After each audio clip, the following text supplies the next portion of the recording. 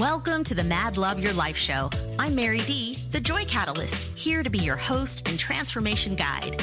Mad Love is about the mad, making a difference, and love is what we serve up to live a delicious life. My intention is to help you spark new ideas, break limiting beliefs, and align with your deepest dreams and desires. Get ready for laughter, inspiration, and finding your inner roar in every show.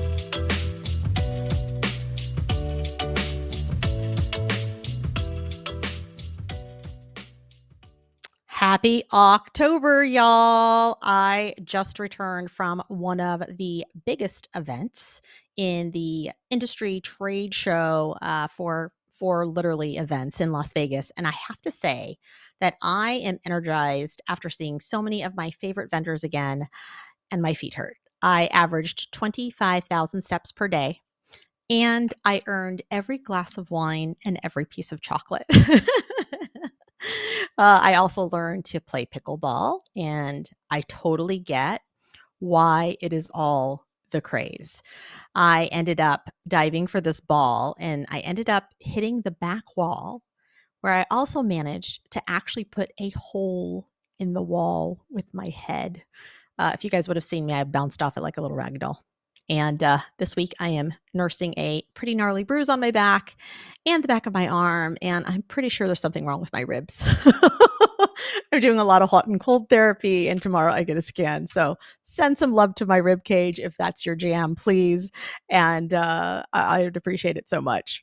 I do believe in the healing collective of the tribe. And after all, isn't that what community is for? And speaking of community, I have been the chair of the board for the BREASTEorg, which is a beautiful nonprofit. You guys have heard me talk about it before. It supports the breast cancer and reproductive cancer community.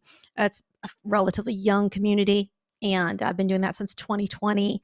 And this week, my seat on the board expired so that I could pass on the crown to our board member, Danielle Shiv, who specializes in fundraising and sponsorships. And I know that the team is in great hands, and I'm super excited to watch the community continue to grow and thrive. In the last 4 years, we've launched a Breasties community app, which connects users so they can find their breast friend, talk to other people about their diagnosis, their treatments, garner support, share stories. There's nothing like having someone else who's been through or is going through what you're going through to just team up with, to have an ear, someone who really understands. We also host virtual events every single month for not just our survivors and previvors, but for caregivers, for our LGBTQ community. And we've also hosted a multitude of retreats, 3 major camps, and more than that, we're able to start funding stage 4 research because we know that more needs to be done for our stage 4 breasties. And many of you by now have seen a lot of pink across your storefronts and commercials because October does mark Breast Cancer Awareness Month. And we do call some of that pink washing because although people might throw some pink out there, it doesn't mean that they're necessarily giving fully to the cause. So I just want to throw a word of caution to you and your donor dollars. But y'all, what I really want to communicate with you today is that, I'm alive because of a piece of string. This very random piece of string. So when I remind you to check your boobies, I'm totally serious. I was bending over in downward dog in a yoga class when I went to pull this piece of string off of my shirt. And this is when I felt that very smooth, very clearly foreign thing in my right breast. And I say foreign because it felt like there was a grape or an olive under my skin. It was different enough that it made me go get my first and last mammogram ever, followed by an ultrasound. And I have a lot of moments of reflection and realized that had I not discovered the lump when I did, I might not be here right now. I didn't feel sick. I didn't feel like anything was wrong in my body, but cancer was happening. And although medicine has come a really long way, there's still no cure. And the best way to have time on your side when it comes to an untimely disease is early detection. So feel your boobies and remind the people that you love to feel theirs too. Breast cancer and cancer in general is no longer an old person's disease. So for those of you who can give or have organizations that you know are still doling out their charity dollars for 2024, please go directly to thebreasties.org and donate there. Change a life, y'all, because one day it might be your own. And I don't know how y'all are feeling about life right now, but it's sweater weather. And I'm also here to play. And I want to play big on this playground for as long as I can. I've woken up with so much gratitude. I mean, I wake up with so much gratitude every day, but lately it's just been extra. And I love that. I love that feeling of extra joy, that extra dose. I was appreciating life and being free of cancer for over 6 years now, for my body being resilient, and just how much life has been such an array of lessons all crunched into this seemingly short amount of time. From the cancer diagnosis to the lawsuit to breaking up with my partner of 18 years, I feel like I've lived a lifetime inside just the last 6 years. And it's a lot. It's a lot to think of how much is done over the course of time when you really start to create like the mental milestones of where your life has been and what you've done. You know, I'm sure for those of you that raised children, you feel this way because your children are these little, you're waiting to have the baby first. That's, 9 months. And then you have the baby and now you go through this baby stage and then you're a parent forever. Like that doesn't stop. And even when they turn 18, you go, wow, where did those years go? And now they're out of your house and now they're on having their own life. Like there's so many milestones in there, right? And it can feel like it goes by so fast.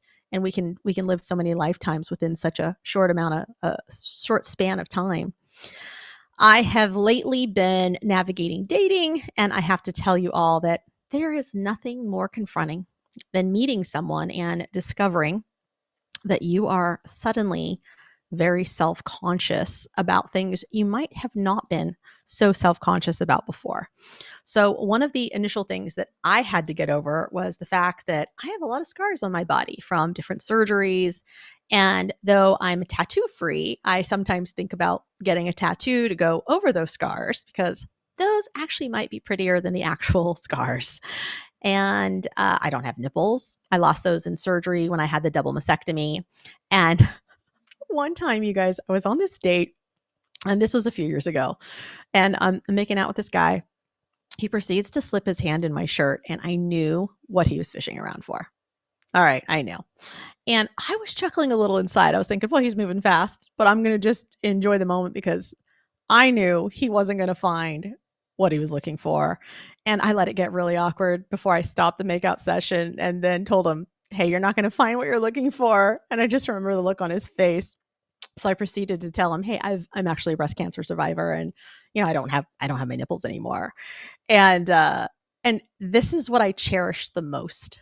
What I cherish the most is the response that he gave me, because it framed for me what I know is true for anyone who actually cares about me as a human. He looked me in the eyes and so compassionately, he said, but you're okay now, right? And I said, yeah. And then we just started making out again. And in that moment, it just struck me. It struck me that it's not that big of a deal. And as time has gone on and I've had other relationships, I have only had that belief system reinforced by each lover. And it's been such a load off of my plate to know that I can still pretty much date like the average single woman out there and not have to concern myself with any additional body hangups. So whatever your hangup is, my loves, let me just tell you, it probably is more of your hangup than it is to anybody else. And it's a beautiful opportunity to just let all of that go. Let that shit go. Because again, anyone who cares about you in the way you deserve to be cared about isn't going to care about those things. And I also am embracing how much I love the feeling of being really into someone. And I have to stop and take inventory of my emotions, though, because I notice that I do feel drawn to someone because of a certain energy a lot of the times. And what I have to stop and ask myself is this a healthy energy, or am I drawn to someone because of something that's familiar but might not actually be that healthy from my past, from childhood, from epigenetics, from history. And I'm always amazed at my ability to be attracted to a very certain kind of man when there's certain traits that may not be plainly visible or otherwise obvious in just a dating profile or even in a few conversations. And it's within this realization that I have to say to myself that energy and vibration are a real thing. And I just wish there was a better, more scientific way almost to track it. I don't know if I have to wear something on my brain to see like how things move. Like if you have an answer for that, I would love that solution, by the way. So, for example, I tend to really like men who are, I don't know why, slightly impatient, a little on the judgmental side, and can be temperamental. I don't know what it is. I can't tell you why. They don't walk around like that all the time, at least knock on wood. That's not what I'm trying to attract. But y'all, I've tried to unpack this with myself so many times, and I have no idea what it is about this particular type of energy. And I think because on the upside, it's linked with also being very passionate, having a standard, um, and yeah, having a value system that's slightly elevated from the ordinary, I guess I would say. And when I think about these things, I'm like, who's the constant man in my life? And that's been probably my brother. He's about 16 years older than me, probably my most stable male figure in my life. And he can definitely be all of those things: impatient, judgmental, and at times temperamental when you really press his buttons. Very competitive. I like that too. I like someone competitive. I'm competitive. So it's fun to be competitive together. And I also love that, he's handy and athletic and health conscious and hardworking. And currently, my experience has been meeting someone who has those same patterns or tendencies, but on a positive note, someone who also has recognized that he can go to that sort of dark side and doesn't want to go there. So he's doing the work, seeing a therapist, doing personal development, reading the books, and actively very conscious about when those things show up, of how he can show up more patient, less triggered, more relaxed, happier, more joyful. So for me to even know that these are this person's issues, I only find them out by asking about their past. Because right now, the person facing me has only shown up as patient, accepting, and pretty cool as a cucumber. So my curiosity is to know whether it is this energy that I'm destined to be attracted to in a partner, but that I can find someone who's might have that underlying energy, but that it's shifted into a healthy partnership because this partner is conscious around the patterns and tendencies, but he's good at making better choices on how to respond patiently rather than walking in that shadow side where that passion comes out in anger. And for now, I'm exploring the situation and I'm riding the vibe as always, time will tell. And today, though, what I do want to talk to you is about how we can show up in our traumas and why we want to keep doing the work so that we don't reinforce the cycle in our life that feeds it. Also, how we withhold our own needs when we don't speak up, when we don't communicate our needs, we hurt ourselves and we often hurt others in the process too. And I don't know that we always recognize the damage that gets done when we are so tight-lipped because we're not feeling courageous, or because there's some fear, or because there's fear of judgment, or because we are just bypassing taking any ownership or creating any responsibility over our feelings and what's going on with us and what's happening. So recently, one of my girlfriends was at an event with her boyfriend, and they've been dating a few years. They lived together. When they arrived, he had not properly prepared for their arrival and their stay. in a way that was satisfactory for her. So he hadn't secured a parking spot or the reservation correctly because he didn't fill out some pre-arrival paperwork that was required for the destination. It felt too messy. It felt unorganized for her. And during the mess, she was fully triggered and she ended up breaking up with him and then grabbing an Uber back to her house, leaving him alone at his place at the event for the weekend. And in this story, what I want you to know is these two characters are both having very different experiences. Because for him, his impression was a lot of confusion because in his mind, although things weren't perfect, they certainly weren't in a place where they were headed into breakup territory. If you ask her, however, she was clear on wanting to break up. That was just the straw that broke the camel's back. The difference here, of course, is the communication that was happening, or rather was not happening, because she's been having thoughts about breaking up and imaginations about breaking up for some time now. And instead of sharing those thoughts with her partner and letting him know that she's feeling disconnected, that she's bottling some things up inside, the scales ended up tipping enough that in this moment of trigger, she decides to blurt out that she's done.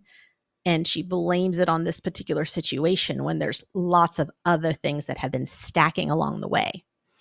And this is the part where I think it's important for everyone to evaluate how they're showing up in their relationships, because there's a level of unfairness that's happening when we don't apprise this other person that we claim to love so much about what's happening in our own head regarding the relationship that you're both participating in. And I think that there are stages to how this actually happens. I think in the first stage, you're a person who wants to leave, but you don't say anything because you don't want to hurt the other person's feelings. Maybe things are too early. Maybe things feel too small. So you bypass, you let them go. You sort of sweep them under the rug. But truthfully, until we have asked out loud how someone else is feeling, we really don't know how they're feeling or what they're thinking.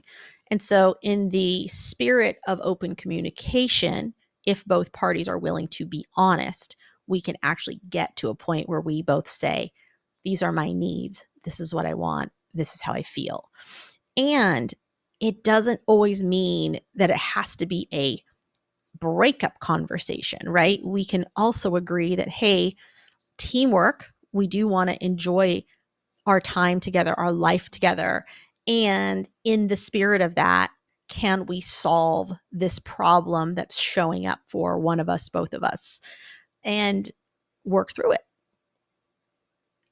And that's where it gets to be a little more fair and where you actually give a relationship the respect that it deserves. And it doesn't even have to be a relationship with someone, an intimate relationship like a spouse or partner.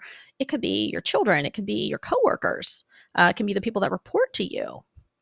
But y'all, let's go back to the relationship scenario. And let's say that this other person doesn't want to break up, but you do. And in respecting the love that there is supposed to be between you, then my question to you is, what is it that's so difficult about going to that person openly and vulnerably to admit that you are not feeling in love in this moment, that you are not feeling like you want to continue, but that you could pause and sit with these emotions and see if there is a bridge to what continuing could look like. Like, is it a behavior that we need to change? Is it that you just need to build more connection with each other? Like, what are the things, right? And when we're able to communicate, this is where we also invite the other person to show up vulnerably and openly, because my guess is that that other person might have some feelings of their own that they are not uncovering for fear of judgment, rejection, all of the things. But if it's headed towards a breakup anyway, or if it's headed in this, no go back zone, then what a great opportunity to just lay it all out on the table, because it's either going to draw you in or it is going to break you up. And better to get there sooner than later, especially if it is the breakup side. Just saying, I'll say that from experience. So would love to know, what is the thing? Like, can you bat that around in your brain a little bit and say, what is the thing keeping me from just speaking my truth? What is it I'm actually afraid of? And is it a real fear, or is it one that I've fabricated in my mind? So when we're open with this other person, we are giving them an opportunity. We're giving the relationship an opportunity for there to be correction, instead of creating the end of the story in our mind or trying to predict how someone else is going to behave. And I don't know if you've ever experienced this, but I've also seen it, of course, in business. You have a manager. They don't say much for the most part. You think you're doing okay. And then one day they come in and they're letting you go. You're dumbfounded. You don't understand what happened. No one has said much about your performance, and it feels all very out of the blue. I know people that this has happened to, and so I know that this happens. These types of managers are usually putting their head in the sand a little bit. They may be very uncomfortable with confrontation. And of course, this behavior is not your fault. However, you may end up on the receiving end of this lack of communication when things hit the fan. One of the greatest forms of care and honor that you can give any relationship is complete honesty and transparency. And this goes for professional as well as personal. So when I'm managing teams, one of the best ways that I know how to lead is by being clear about the expectations and the boundaries. So when this happens in business, you're letting people know where they stand and what is the standard. So when someone isn't meeting the standard, then the conversation should be about figuring out with your teammate if they understand what the standard is and where or it is being met and where it's not being met. And then talking about what happens if the standard continues to not be met, creating a plan so they can win. And then if they continue not to meet the standard after that conversation or multiple conversations, depending on how you run your organization, then I guarantee at that point, if you bring them into a room after have had these discussions around the standard and what they are and how they can be met and how they need to be met, that if time goes on and they're not meeting the standard, then and you come in and you need to let them go, they are going to know exactly why they don't have a job anymore. No one is going to be surprised. No one is going to be shocked. They might be sad. They might be disappointed. They might play the blame game, but they will not be surprised. And I don't know about you, but I actually love surprises. However, this is not the kind of surprise that I'm talking about, of course. But y'all, where in your life could you be more vulnerable and transparent in your communication with the people that you claim to care for? And I think I've maybe shared this story before, but I'm going to share it again because it applies to the situation and it's a real life case study for what I'm talking about today. And I think it can be relatable for many of you. So I want to give you the context because context is so helpful. I had a client that I helped before he was a paying client. I believed in his product. I believed he had a great heart and an incredible mission. And all of these things were and still are true. So let's call him Tom. So when Tom came to me before he ever was able to pay me, I felt compelled to help him and I made him a deal. So you all know I believe that when people have skin in the game, they do a much better job of taking action and not wasting my time, as I only want to give my time to people who are open, ready, coachable, the whole thing. And Tom was very special and he was so clearly coachable and his desire was high. So I said to him, Tom, I'm going to help you.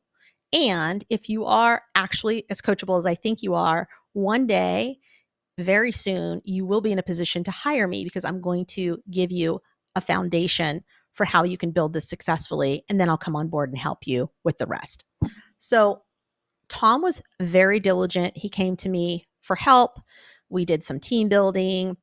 I opened up some contacts for him, and he did all the baby steps he needed to get into a position where he's cash flowing in a way that he can go, oh, I can't afford not to pay Mary. And sure enough, 6 months later, he comes to me and says, I'm so excited. I can actually afford to pay you now, and I want to bring you on board. We write it up, and I consulted with him, helped him build out his organization for the next 3 years. And then one day, he made a really bad business decision.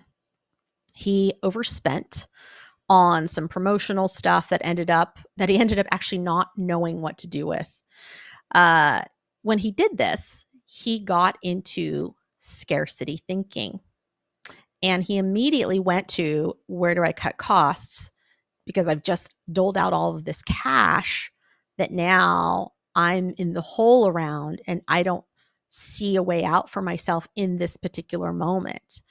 And rather than doing what he always did, which was to come to me open and vulnerable and say, hey, I really messed up and I need to troubleshoot this with you because I think I just put myself upside down on and made a really bad decision on this thing that now I don't even know what I'm going to do with it. He came to me so differently. He started saying that he didn't think I was a good fit anymore, and it dumbfounded me. It was the most awkward call I think I've ever had with him ever. And I knew what had happened. And I was also so angry and hurt that he was choosing to not own the mistake and instead trying to pass any blame on to me. I didn't tell him to go do this. The team was really shocked. They were rocked when I announced that my contract was ending. And I wanted to reach to the phone and I wanted to choke him. Y'all, I never feel that way about anyone. But it actually made me rethink whether he was ever a decent human being. And after sitting with it for about a month, I decided that, you know what? He is a good human who made a mistake. And oftentimes people struggle when they're under pressure and they don't always make the best decisions. Scarcity is one of the worst positions you can be in to make good decisions. If you are in a place of scarcity and those are you really got to reevaluate the solutions you're thinking up for yourself, because chances are they are driven from fear instead of a place of power, and they're never going to be great decisions, y'all. So flash forward, I cool my jets, and he and I are actually at a mutual business event. We actually are hanging out, we're laughing, we're being friendly in the way that we just naturally knew how to be with each other. And at the end of the night, I said, hey, Tom, can I get a minute with you? You know, it's been a good night, but there's really something on my mind that I need to clear with you because we haven't talked about it. And I think it's important that we do, because I actually value who you are, your business, your friendship. And we haven't really talked since that day you called me to tell me that we weren't going to work together anymore. And I just want to share my experience of you because it wasn't the representation of you that I'm actually most familiar with. So I proceeded to tell him, hey, when you started accusing me of what you think hadn't been done and failed to acknowledge everything that has been done, that really set me off, because I've really gone out of my way to make sure you've had everything you need. You've had the best of me, my network, my advice. And I feel like you got yourself in a bad financial space. And instead of coming to talk to me about it and figure it out, you reacted in this just really unbecoming way that really made me feel devalued. And I just want to let you know that, I literally wanted to reach through the phone and choke you, and I rarely feel that way about anyone. And also, you don't have to reply to any of this. I am just letting you know that that was my experience of you. And I'm watching him listen to me as I tell the story, and he's letting me talk.